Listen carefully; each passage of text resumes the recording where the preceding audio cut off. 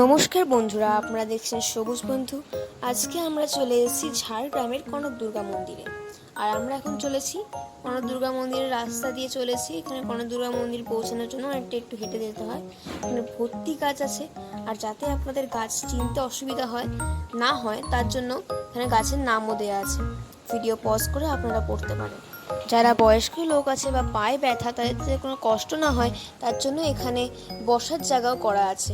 দেখুন, সামনেই বসার জায়গা আছে, কারণ এটা যেহেতু অনেকটা ভেতরে মন্দিরটা, যাতে হাঁটতে কষ্ট হয়ে যায়, বসে নিতে পারেন, রেস্ট। আর আমি এখানে একটা জিনিস দেখা চাইবো, আপনারা হয়তো দেখতে পাচ্ছেন যে ভেতরে, একটু দাঁড়ান, আমরা দেখানোর চেষ্টা করছি।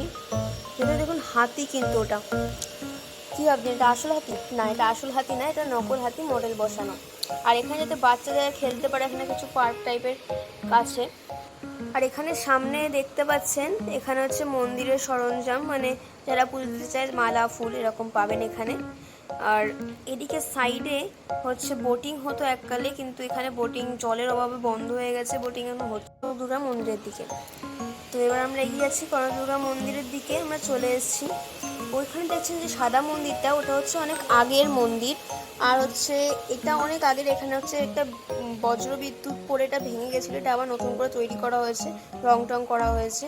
আর এর পাশেই হচ্ছে আছে নতুন মন্দিরটা, যেটা কিছুদিন আগেই তৈরি করা হয়েছে।